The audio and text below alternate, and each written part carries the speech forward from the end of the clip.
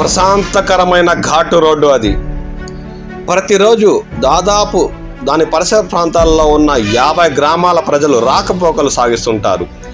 రేయి పొగలు అనక వారికి అనువుగా ఉన్న ఆ ఘాటు రోడ్డులో ఇప్పుడు ప్రయాణించాలంటేనే ఆ స్థానిక ప్రజలకు భయభ్రాంతులకు లోనవుతున్నారు.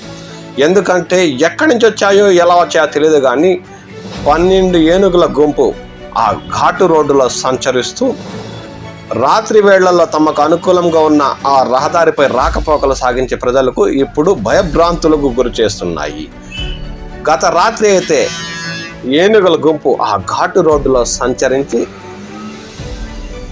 రహదారికి పక్కనున్న చెట్ల కొమ్మలను విరుచుతూ రాకపోకలు సాగించడానికి వీలు లేకుండా రహదారిని చిందరవందర చేశాయి. అదే కొత్తపేట నుండి తిరుపతికి వెళ్లే మార్గంలో ఉన్న భీమవరం ఘాటు రోడ్డు.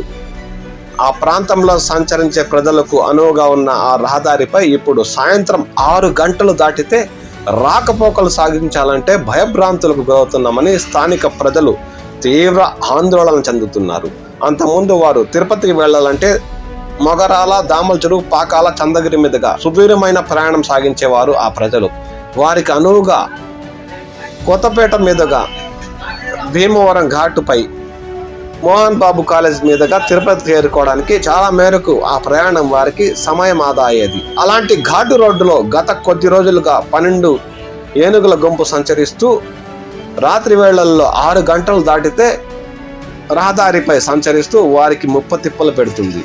రాకపోకలు సాగించాలంటేనే చుట్టుపక్కల గ్రామాల ప్రజలు భయాందోళనకు గురవుతున్నారు. కాబట్టి మిత్రులారా, మీరు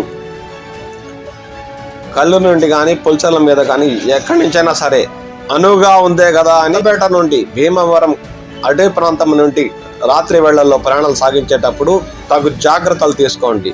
లేదంటే మీకు ఏనుగుల గుంపు ఎక్కడైనా ప్రత్యక్షమయ్యి కనిపించవచ్చు. తస్మాత్ జాగ్రత్త.